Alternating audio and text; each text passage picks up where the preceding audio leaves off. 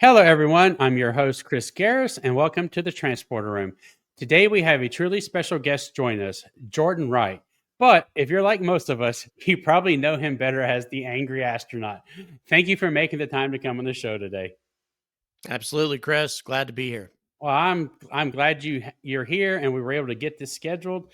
As we were talking before we started, we had a couple of long nights with two rocket launches. Well, with two rocket launches, and they were they were good. I mean, I'm glad they had their successes and then their failures, and but it was worth it. So, They were eventful, that's for sure. oh They were yeah, eventful. they were definitely eventful.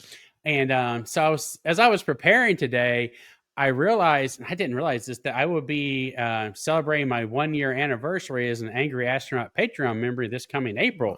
I can't believe thank it's been you. almost a year. you know. Thank you. Well, Oh, hey, you're it's welcome. guys like you that keep my channel going, so I appreciate it. Thank you Oh, so much. oh, you're very welcome. Hey, it's I don't just give away my money, and as I've told some other people, I feel like I get my money's worth from your channel. The amount of content that you produce is what I wish a lot of the other Patreon channels I'm members of would do, and do it regularly. That's a key. That really is a key. But and I appreciate it. So Well, thank you. yeah. Really Now appreciate it. I know some might wonder why I'm featuring someone from a space flight channel on a Star Trek themed show, and honestly, the answer is simple. The Star Trek franchise has inspired countless people to pursue careers in science, technology, engineering, and medicine. And I'm thrilled to say that your channel covers all of those topics brilliantly, which leads me to my first question. What inspired you to become the Angry Astronaut? Well, there's a certain necessity because of COVID. All of a sudden, I had only just started a new job and was laid off immediately. When that happened, went on to unemployment, and during that time, I've been watching other channels, and I just kind of, as Tim Dot, I guess, probably being the one I watch the most frequently, and I just decided, I think I can do this. I just got to come up with a different angle than everybody else, try to do things differently. My son didn't think that it was going to work. He said, "You're just going to," because he knows how I am. He knows how I can get sarcastic and critical about things. And he said, "You're just going to go ahead and start your, griping about things like you always do. And that's going to turn people off. So I just not going to work, Dad." I thought he was right, to be honest. But it turned out that some folks want to hear some snarky brutalism sometimes. If it's mixed in with some positive things as well. I think if I was like endlessly critical of everything, I think that would definitely turn people off. So I try to balance it. Well, yeah, and that's what makes your channel so much different than the other channels that are out there. Not going to name any names, but you're not afraid to ask the hard question that others will not answer or even ask because they know it can ruffle a lot of feathers if they do that. But we're not getting a good story or a good news either, because there's ugly to space flight in general. And so I can't imagine, I mean, your channel would not be what it is without you doing what you do, and the way you do it, and you present both sides of the story. I mean, a perfect example was what happened this last week between Blue Origin and SpaceX and Starship in New Glenn. Being as much as it hurts me to say this, but Blue Origin actually did better than SpaceX this week.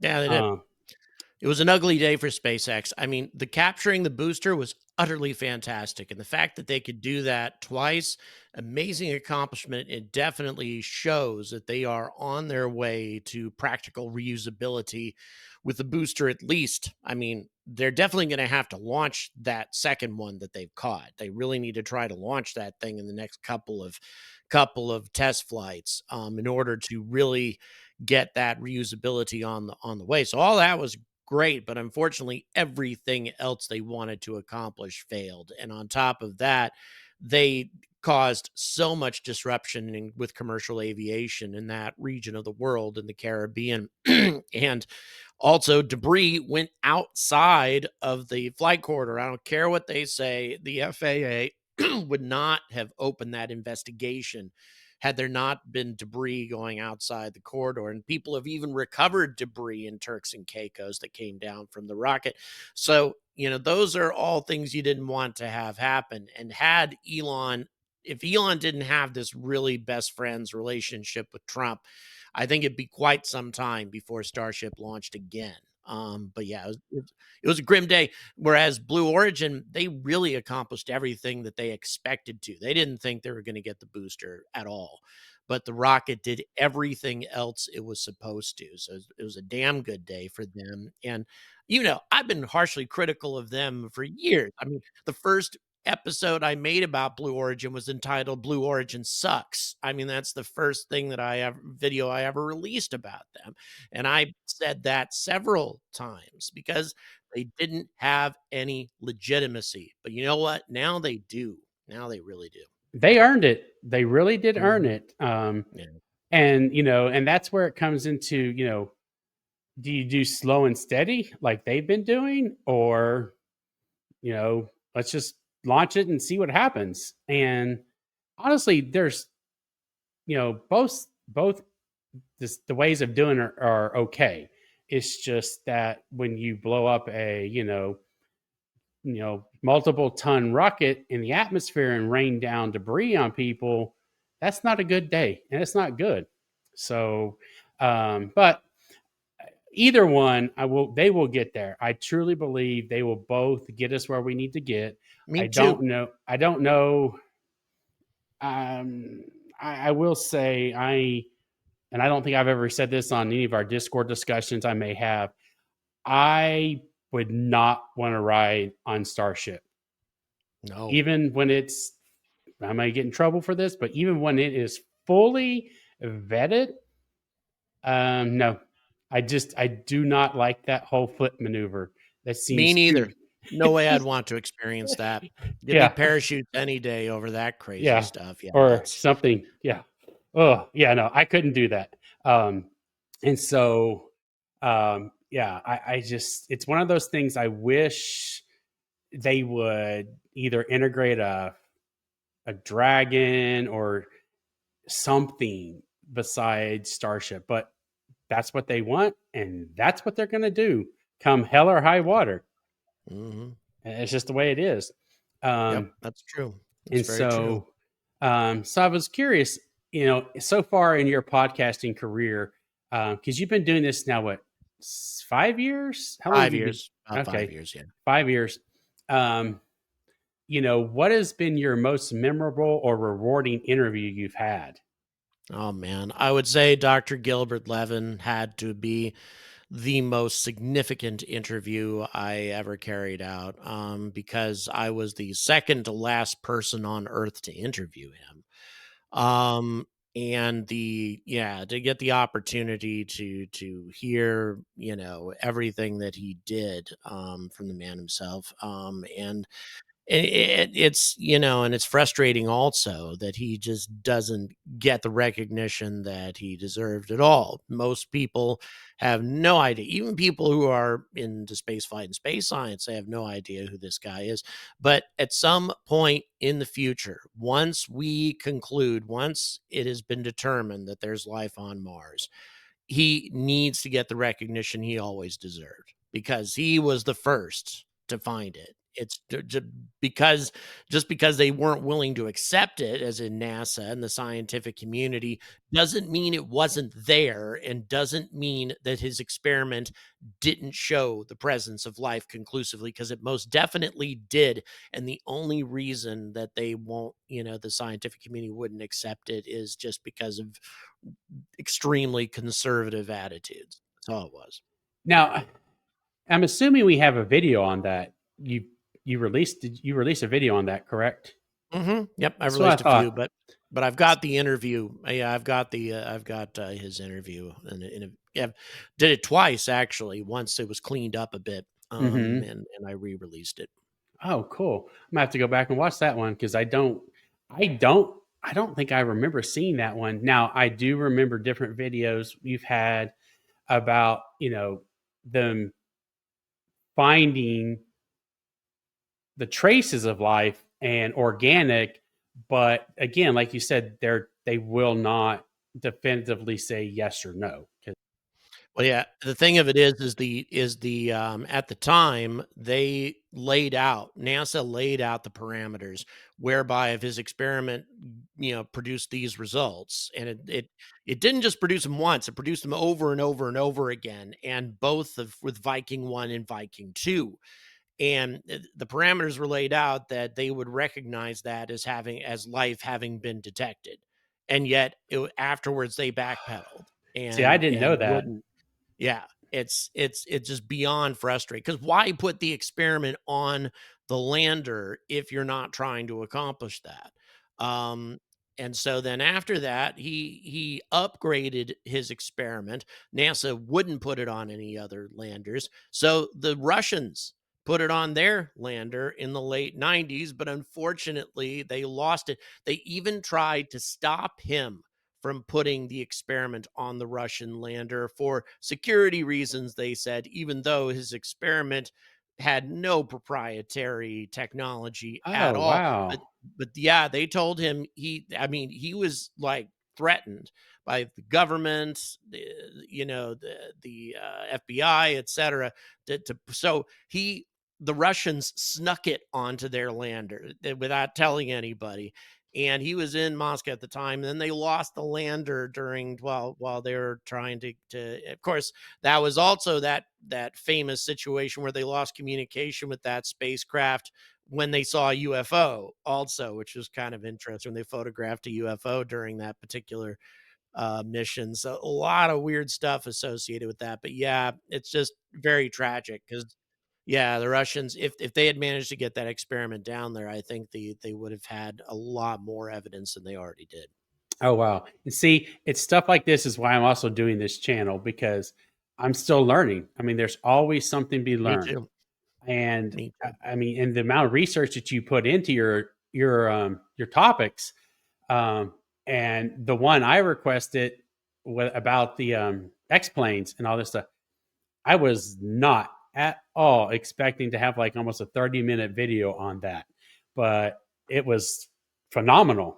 I could have done 3 hours and I still wouldn't have covered everything. It was amazing how much there was there. So no, I appreciate the fact that you requested that topic, because man, that was very rewarding. I enjoyed that video a lot. I'm glad you did, and it was nice to get to see the one Patreon re-release that you did for everybody was the one on the nuclear propulsion. I was like, hey, that Right. was mine Yeah. too. Which I'm not gonna lie, after Yep. watching that, I was so frustrated when I found out that the main reason they canceled money, all about funding. And now we're kind of and I don't know if you've ever watched the series For All Mankind. Uh, Yes. Yes. it just hurts my head to think if where we would be if we had continued on after the last Apollo mission and we just hadn't Would have stopped. changed everything. Yeah. And it would have also supercharged our civilization because we could have started mining critical raw materials on the moon and asteroids, that sort of thing, and really gotten enough raw materials to power our technological civilization to a degree that we have a hard time doing today. Like the lithium batteries, for example, that all electric cars and so many other things are running off of our cell phones, all that right now we have to rip apart, pristine areas of our planet in order to get at that stuff. And if we had gone out there, we could have been mining the lithium on the moon and from asteroids, and we wouldn't have to be doing any of that today. There's so many huge benefits that could have come to our civilization if we had kept going in the direction that NASA and Werner von Braun had always wanted to go. But sadly, you know, governments seldom have vision. They seldom have that. Which is why I hope one of these days we get to have Gene Roddenberry's vision of humanity. Now, Yeah. will it be in my lifetime?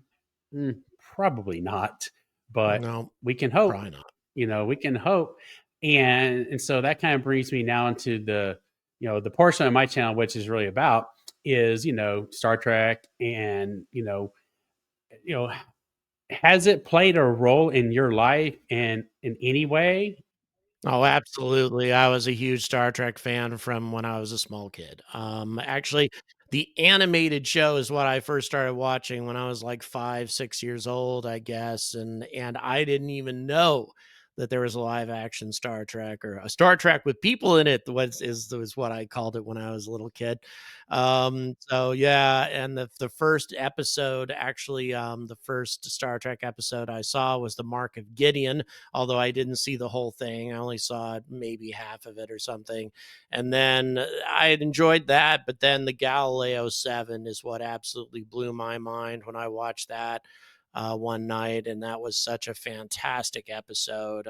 So yeah, I've loved Star Trek ever since I was a kid, and went to see the movies and Next Generation, all that. Hmm. Yeah, Yeah. yeah, I So love was all it that. just by chance that you watched it, or was there something that drew you to it, or Probably the initially? cool spaceships and monsters and things, yeah, I mean, good especially in the animated series when they weren't restricted as much by, by budgets and things, that was always, that added a lot to it, so that was always a great deal of fun, but my uncle was also a NASA, guy from way back before I was born. He worked at NASA all through the Apollo age and through most of the shuttle program. And so we had that ongoing connection too. I was watching. I saw the Challenger lift off on its maiden flight, Oh, which really? was yeah, and I got to see all these things close up too because Uncle George could get us close. Oh man, So I'm those were jealous. always, yeah, they were fantastic experiences, and he was a photographer there. He was a photographer at the Cape, so he was going to be close to the launches no matter what, and especially to set up his equipment and stuff. He almost got chased down by an alligator one time at the Cape. Actually, during one of my visits, this alligator had been hit by one of those giant riding mowers that they had out there, and it clipped off one of its front legs, or yeah, one of its two front legs, and so he went to go take some pictures of it, and this gator got up on three legs and started chasing him across the tarmac. Gators can run astonishingly fast on land, way faster than most people know. And so everybody was just laughing at him while he was running across the tarmac and everything. Oh my God. So yeah, I have a long, long history with NASA and all that. So it's always been a wonderful experience. That sounds so cool. That's so cool. So, do you have a favorite series, or a Oh lot of yeah, the, people? the TOS, absolutely, the original, absolutely. I mean, there's nothing better than Kirk, Spock, and McCoy. That trio is just fantastic. Um, and they had great stories, and it's just so much fantastic stuff. The Next Generation certainly was good, but at the same time, there's never another Star Trek series that came out to where I loved the entire cast. There was always somebody who irritated me, or I just or bored me on in every one of the series except for the original series. Sulu, Chekhov, Uhura, and Scotty, and even Mr. Kyle, and I liked all the characters. And I just, with the Next Generation, there's always a couple that just didn't seem all that interesting to me, and that was the case with I like most of the cast on what was Deep Space Nine. I thought that was actually an interesting show, and original, and Odo was fantastic. What an amazing character. Major Kira was cool. I liked her kind of, sort of pseudo Israeli agent, kind of persona, which made sense because, obviously you had a Jewish lady playing the role. Um, so that she was cool. And Voyager's where I lost interest. I started kind of getting disconnected from Star Wars, or Star Trek rather, at that point, and I didn't watch hardly any of Enterprise. And then this new stuff, I'll tell you, haven't liked that at all. Discovery, I thought that show did a lot to ruin Star Trek history. This messed a lot up with those weird looking Klingons and everything else. And wasn't a big fan of them. That's the main gripe a lot of people have with Discovery was the Klingons. I got through it, and it did. I got through it, and I actually enjoyed it. Once I got past that, I was okay with the series, and then Enterprise is honestly probably my favorite of the series. It's definitely one I could recommend. I will recommend people to go watch. And what I liked about it the most was we were actually getting to see humanity take their first steps into deep space. Um, they didn't have all the creature comforts that Kirk and Spock and them had. They didn't really have the weapons. Transporters were still new. It was just they were going out into the wild west of space, and I just really enjoyed that. And getting to see Captain Archer actually grow as his character grew so much because Yeah, he didn't that's have what the I heard. rules. Yeah. Yeah, so yeah, I can definitely recommend. I know you're super busy, but if you ever have a time, just throw it on and watch it every now and then.